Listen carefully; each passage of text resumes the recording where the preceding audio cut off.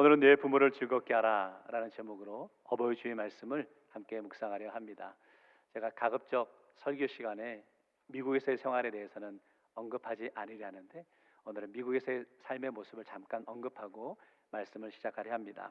우리 한국에서는 오늘을 어버이 주일로 지키는데요, 미국에서는 어머니 날과 아버지 날이 나뉘어져 있습니다. 그래서 오늘 5월 둘째 주일은 전통적으로 어머니 날 Mother's Day로 지키게 되고, 아버지 날 Father's Day는 6월 셋째 주일을 지키기도 하죠.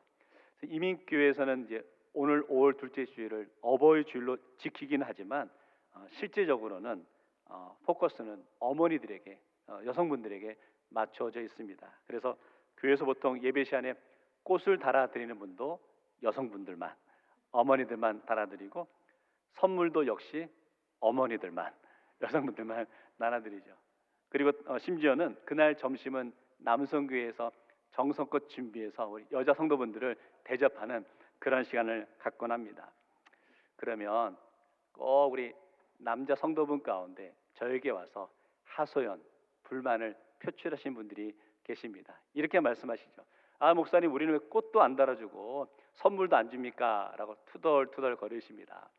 그러면 제가 그런 분들에게 꼭 언급하는 표현이 하나 있습니다.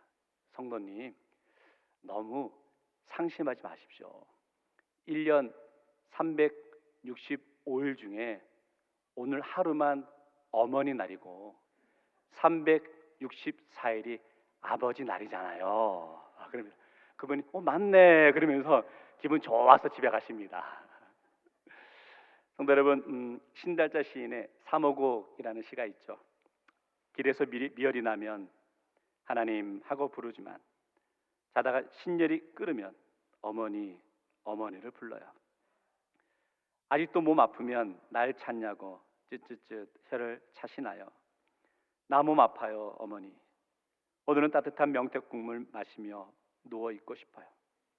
자는 듯 죽은 듯 움직이지 않고 부르튼 입으로 어머니 부르며 병뿌리가 빠진 듯 혼자 앓으면 아이고 저 딱한 것, 어머니 단식 귀청을 뚫어요.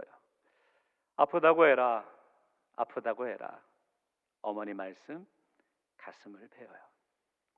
언제 불러보아도 어머니란 단어는 우리의 마음을 먹먹하게 하는 것 같습니다.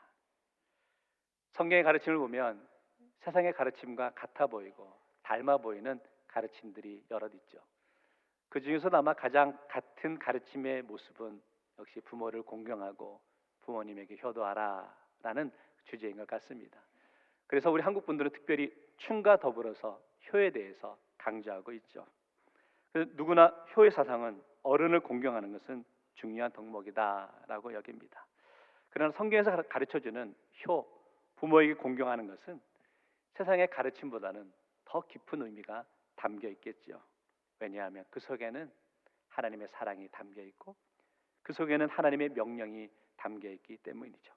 우리가 잘 아는 십계명 가운데 제5계명이 내 부모를 공경하라라는 말씀인데, 이것은 우리 사람과 사람과의 관계 속에서 지켜야 될 계명 가운데 으뜸인 계명인 것을 우리가 알 수 있습니다.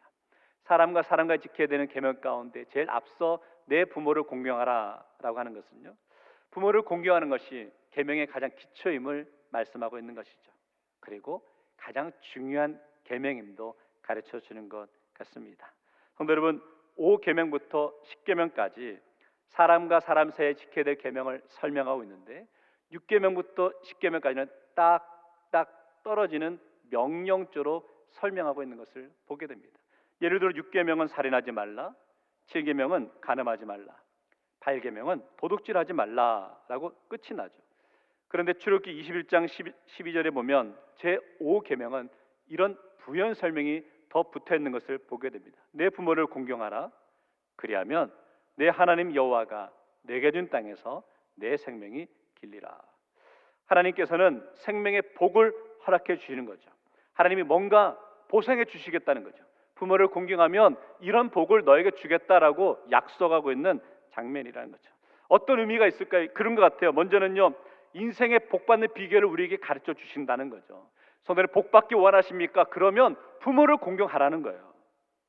두 번째는요, 하나님의 복이 있으니까, 보상이 있으니까 제발 부모에게 효도하라라는 의미가 담겨 있는 것이죠. 부모를 공경하라라는 말씀을 나눌 때마다 우리 성도분들 가운데 이런 마음을 갖는 분들이 계시지 않습니까? 특별히 연세가 지긋하신 어르신들 입장에서는 이제 우리 부모님은 다 돌아가셨고 나에겐 섬길 수 있는 부모가 계시지 않아 나하고는 맞지 않는 그런 말씀이야 라고 여기시는 분이 계시지는 않으십니까? 그런데 오늘 말씀은 그렇지가 않습니다. 오늘 말씀에서요, 부모를 공경하라라는 것은요, 그 공경의 출발이 어디에서부터 시작되는지를 알아야 하는 것이죠. 성경에서 공경이라는 단어는 딱 두 부분에서만 언급되고 있습니다. 먼저는 하나님을 공경하라 할 때 공경이라는 단어를 쓰고요, 두 번째가 부모를 공경하라라고 할 때 공경이라는 단어를 쓰는 것이죠. 그래서 잠언 3장 9절에도 이렇게 표현하는데요, 내 재물과 내 소산물의 처음 익은 열매로 여호와를 공경하라. 다시 말하면 그겁니다. 공경의 의미, 하나님을 공경하듯이 부모를 공경해야 된다라는 것이죠. 성도 여러분, 말씀을 통해서 하나님의 명령대로 다시 우리 마음속에 부모를 공경하기로 고백하며 결단하는 성도 되시기를 주의 이름으로 축원합니다. 첫 번째, 그래서 당부드립니다. 부모님의 말씀을 잘 들을 줄 알아야 하는 것이죠. 우리 22절 말씀은 같이 한번 읽겠습니다. 시작. 너를 낳은 아비에게 청종하고 내 늙은 어미를 경히 여기지 말지니라. 청종이라는 단어를 사전에 찾아보니까 이렇게 표현합니다. 이르는 대로 잘 듣고 쫓음이라. 자녀는 부모님의 말씀을 잘 들어야죠. 왜 부모님의 말씀을 잘 들어야 되느냐? 부모님의 말씀을 잘 듣는 것이 부모님을 사랑합니다 라는 사랑의 고백이 담겨 있기 때문이죠. 그래서 에베소서 6장 1절 말씀에도 자녀들아 주 안에서 너희 부모에게 순종하라, 부모님 말씀 잘 들으라 라는 표현이 부모님께 순종하라 라는 의미라는 거죠. 순종이라는 주제는 참 어렵습니다. 순종을 하느냐 그렇지 못하냐에 따라서 그 사람의 신앙의 모습이 나타나기 때문이죠. 그런데 때로는 우리가 순종하기 위해서는요, 참 거북스럽고 거리끼고 부담스러운 주제들이 있는 것도 우리는 다 알고 있습니다. 그렇지만 하나님의 말씀이기 때문에 우리는 순종하며 부모를 공경할 수 있어야 되는 것이죠. 창세기에서 하나님이 아브라함에게 아들 이삭을 모리아산에 가서 제물로 바치라라고 명령하시죠. 아브라함이 그 말씀을 듣고 부담이 되었습니다. 아니, 거리낌이 있었습니다. 불편하였습니다. 도저히 받아들이기 어려운 그런 요구처럼 여겨졌습니다. 그런데 어떻게 합니까? 아브라함이 하나님의 그 명령에 순종하죠. 그리고 아들을 데리고 모리아산에 올라간 것을 보게 됩니다. 선생님, 이래서 순종은 어렵다는 거죠. 때로는 순종은 내가 받아들이기 어려운 요구를 하게 될 때도 있기 때문이라는 거죠. 그런데 오늘 하나님이 자녀에게, 우리 육신의 부모님에게 순종할 것을 명령하십니다. 무슨 뜻이냐면 눈에 보이는 부모님께도 순종하지 못하면서 어떻게 눈에 보이지 않는 하나님께 순종할 수 있겠느냐라는 주장이라는 거죠. 성도, 이처럼 성도가 하나님께 순종하듯이 부모에게 순종하는 것은 하나님의 뜻이라는 거죠. 말씀에서 부모님 말씀을 잘 들으라고 하는데 부모님께서 하시는 말씀의 기본은 뭘까요? 그런 것 같아요. 다 자녀들 잘 되라고 하시는 말씀 아닐까요? 우리 부모님들의 말씀은 인생에서 묻어나오는 말씀이시죠. 그리고 어쩌면 본인들은, 당신들은 그렇게 살지 못했지만 자녀 세대만큼은, 자녀들만큼은 그렇게 살아주었으면 하는 부모님의 마음이 담겨 있는 요구 아닐까요? 우리가 인생을 살아가다 보면 경험해 보지 않으면 알지 못하는 그런 마음이 있습니다. 그 중에서도 아마 부모의 마음은 경험해 보지 않으면 알 수 없을 것 같습니다. 내가 직접 부모가 되어 보지 않으면 알 수 없는 것이죠. 어렸을 적에 부모님의 말씀을 들을 때 보면 잔소리처럼 들릴 때가 있습니다. 듣기 싫을 때가 있죠. 근데 오늘 많은 문제가 뭔지 아세요? 다른 사람의 이야기를 잘 들으려 하지 않는다는 거죠. 특별히 나를 사랑하는 사람의 이야기를 들으려 하지 않는데, 특별히 우리 부모님의 이야기를 잘 들으려 하지 않는 것을 보게 됩니다. 가장 가깝다는 이유로 오히려 말을 무시하고 나갈 때가 있는 것을 보게 되는 거죠. 성도 여러분, 참 지혜로운 사람은 부모님의 말씀, 가족의 이야기를 잘 들어줄 수 있는 사람이라는 거죠. 오늘 어버이 주일을 맞이하면서 다시금 부모님의 말씀을 잘 듣기로 결단하는 자녀되는 성도 되시기를 주의 이름으로 축원합니다. 오늘 말씀 22절 뒷부분에 보면 이런 표현이 있어요. 내 늙은 어미를 경히 여기지 말라. 경히 여긴다라는 건 무슨 뜻이겠습니까? 가볍게 여긴다는 거죠. 부모님의 말씀을 무시한다라는 의미겠죠. 오늘날 표현을 바꾸면 연세 드신 부모님들을 무시하지 말고 공경해야 됨을 강조하고 있습니다.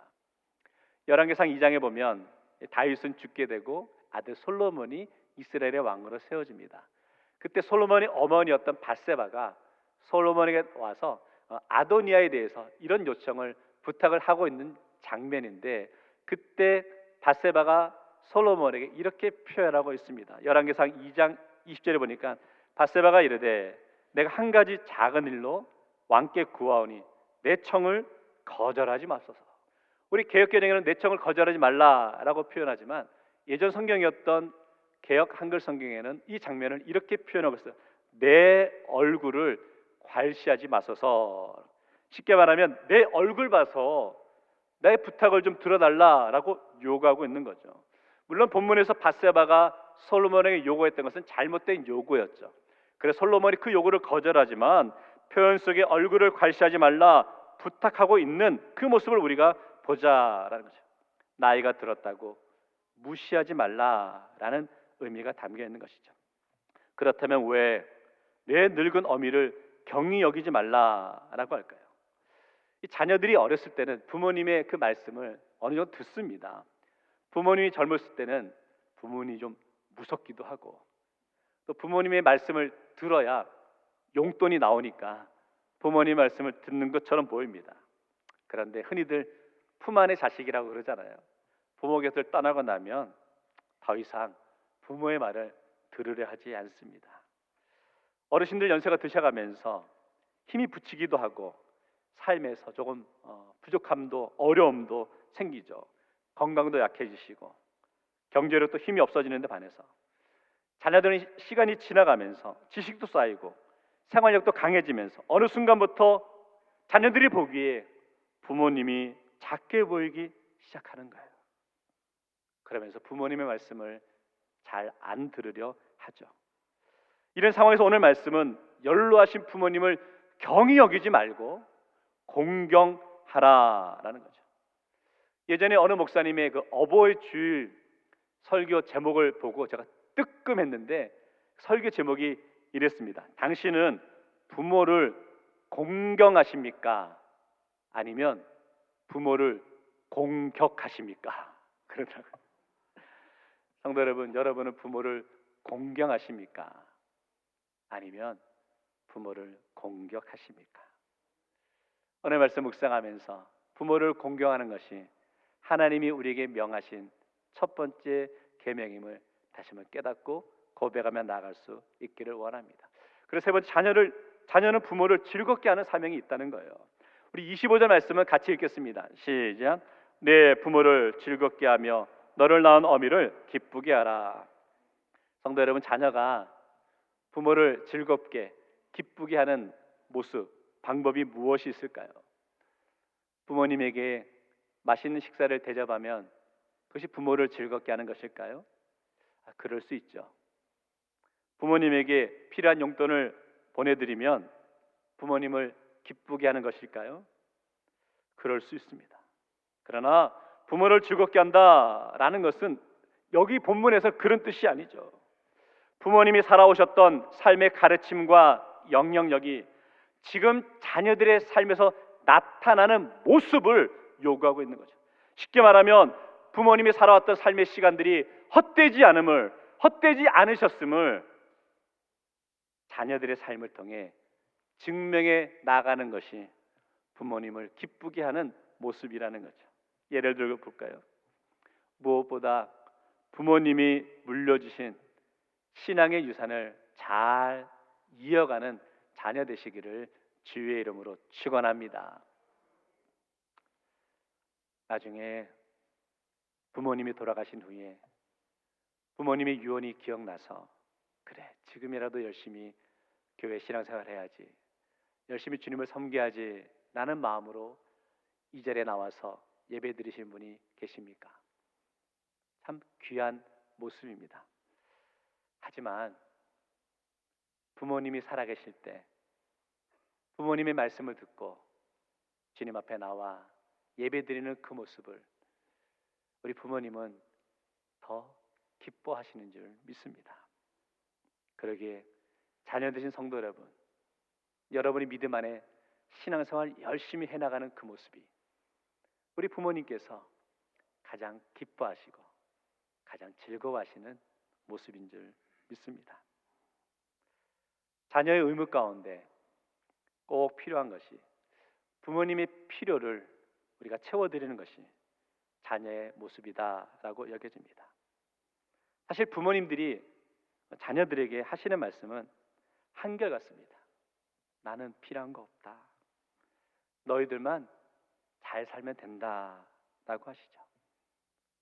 저도 부모로서 아이를 키우지만 부모는 정말 그런 것 같습니다. 아이들에게 무슨 큰 것 기대하지 않죠. 늘 아이들을 볼 때마다 미안한 마음을 갖게 됩니다. 더 잘해주지 못한 것에 대한 미안한 마음이라고 할까요? 아마 그것이 여기에 계신 부모님들의 공통적인 마음이 아닐까요? 그런데 어르신 된 성도 여러분, 그러실 필요 없습니다. 자녀들에게 필요한 것이 있다면 당당하게 요구하십시오. 선물이 받고 싶은 것이 있다면 당당하게 그 선물을 받고 싶다라고 자녀에게 말씀하십시오. 선물을 보내주지 않으면 당당하게 전화하셔서 왜 안 보내느냐, 왜 안 주느냐 당당하게 말씀하십시오. 부모라는 단어는 당연히 그렇게 하실 수 있는 단어입니다. 오늘 하나님의 말씀에 비추어 보면 자녀에게 아무것도 요구하지 않으시는 것보다 오히려 자녀에게 당당하게 요구하십시오. 잘 섬겨라, 부모를 공경하라 라고 담대히 말씀하십시오. 그것이 자녀를 위하는 모습이라는 거죠. 왜? 자녀가 부모를 공경하는 것이 자녀들이 복받는 비결이기 때문이라는 거죠. 맞는 말인지 모르겠지만 이 자리에 계신 부모 되신 성도 여러분,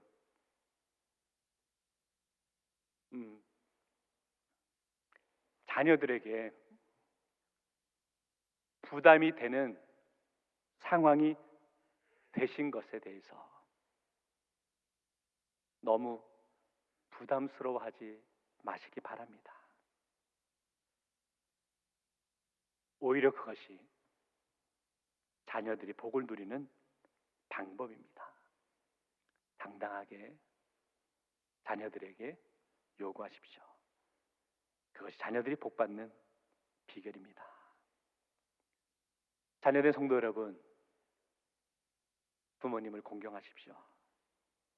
이것은 하나님의 명령입니다. 그리고 하나님께서 우리에게 복을 주시겠다고 약속하셨습니다. 부모를 공경하는 것이 참 어렵다라고 말씀들 하시죠.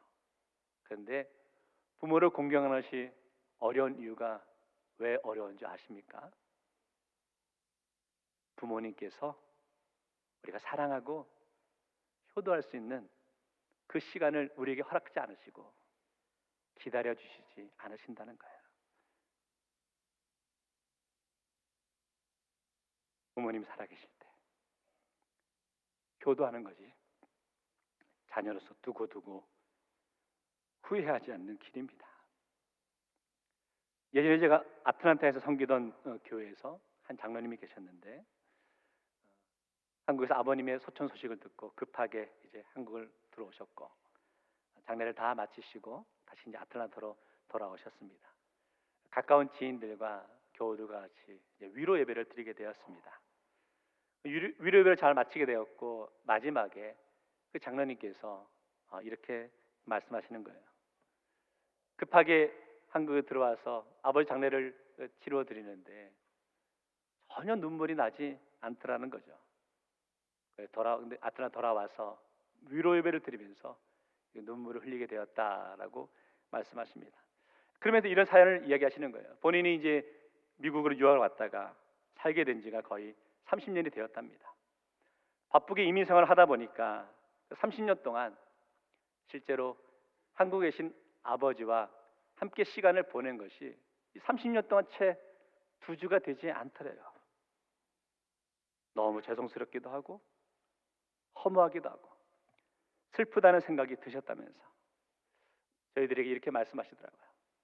부모님 살아계실 때 더 잘하십시오라고 말씀하시더라고요. 성도 여러분, 그런 것 같습니다. 젊은 우리 자녀들이 계십니까? 우리 부모님 20년, 30년 함께 할 수 있다라고 생각하십니까? 그런데요, 사실은 많은 시간이 남아있지 않습니다. 우리가 한국 땅에 있지만 또 멀리 떨어져 있다 보면 명절 때나 혹 휴가 때 잠깐 뵙지 않습니까? 그러면 겨우 1년에 일주일, 많아야 열흘, 그 정도 아닐까요? 부모님께 사랑합니다 라는 말 미루지 마시고 하십시오. 나중에 후회하지 마시고 오늘 예배를 마치고 혹시 여러분의 마음속에 담아두었던 부모님과의 관계 속에 풀지 못했던 응어리가 있다면 여러분이 먼저 전하십시오. 먼저 전하시면서 사랑합니다 라고 고백하면 그 모든 묶기 매듭들은 다 풀리게 될 줄 믿고 그게 자녀된 우리가 해야 될 도리인 줄 믿습니다. 말씀을 정리하겠는데요, 항상 부모님의 사랑을 잊지 말고 고백해야 합니다. 우리가 잘 아는 노래 가운데 어머님 은혜라는 노래가 있죠. 높고 높은 하늘이라 말들 하지만 나는 높은 게 또 하나 있지. 낳으시고 기르시는 어머님 은혜, 푸른 하늘 그보다도 높은 것 같다. 우리가 어버이날 많이 불렀고 또 부를 때마다 어머니의 은혜를 고백하게 됩니다. 근데 이 노래가 원래는 어린이 찬송가에 수록되었던 찬송이었습니다. 이 사실을 아시는 분들은 많지 않으신 것 같아요. 이 노래 작사가와 작곡가 모두 목사님들이셨어요. 가사를 쓰신 분은 고 윤춘병 목사님이셨는데 해방 후에 어머니를 북에 남겨두고 월남하셔서 살아가셨죠. 1946년에 이 목사님이 말라리아에 걸리셔서 사경을 헤매실 때 이북에 남겨두고 오신 어머니를 생각하면서 그리운 마음에 쓴 가사가 어머니 은혜라는 노래죠. 이 가사에다가 이제 고 박지원 목사님께서 곡을 붙이셨는데 이 박지원 목사님은 굉장히 유명한 작곡가시죠. 우리 한국 분들이라면 다 알 수 있는 동요 가운데 산골짜기 다람쥐 아기 다람쥐 이 노래라든지 시냇물은 졸졸졸졸 이거 작곡하신 분이에요. 그리고 우리 한국 성도분들 가운데 가장 좋아하는 찬양 가운데 하는 지금까지 지내온 것, 지금까지 지내온 것, 이 찬양도 이 박지원 목사님께서 작곡하셨습니다. 어쨌든 이 작사와 작곡 모두 목사님이셨고 이 곡이 1953년에 어린이 찬송가에 수록되어서 많은 어린이들이 함께 불렀던 찬양이었습니다. 근데 이 곡이 나중에 초등학교 교과서에 수록되면서 그러다 보니까 이제 종교적인 색채를 가려야 되겠다, 없애려고 3절 가사를 제외하고 교과서에는 수록되게 되었습니다. 그래서 3절 가사는 많은 분들이 잘 모르세요. 3절 가사가 이렇습니다. 산이라도 바다라도 따를 수 없는 어머님의 큰 사랑, 거룩한 사랑, 날마다 주님 앞에 감사드리자 사랑의 어머님을 주신 은혜를. 우리 3절은 우리 같이 한번 함께 불러봤으면 좋겠습니다. 산이라도 바다라도 따를 수 없는 어머님의 큰 사랑, 거룩한 사랑, 날마다 주님 앞에 감사드리자.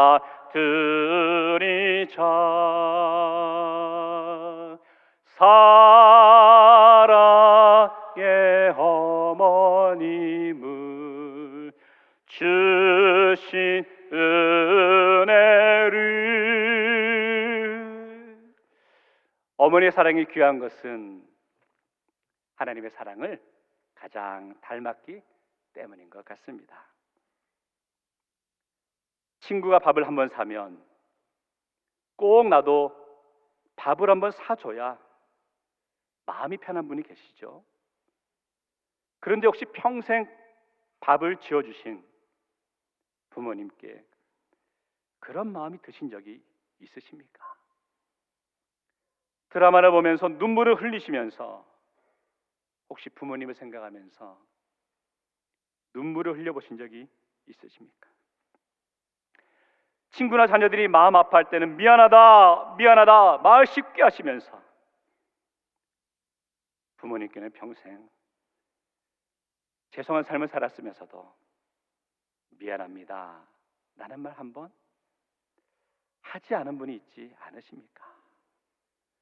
남이 나를 도와준 것에 대해서는 감사하게 생각하면서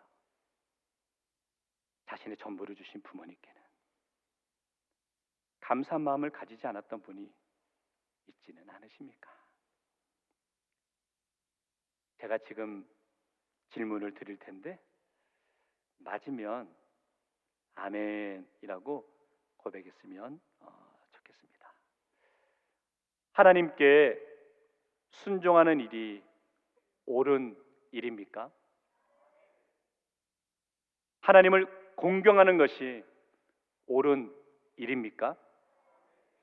그렇다면 부모님께 순종하는 일이 옳은 일입니까? 부모님을 공경하는 것이 옳은 일입니까?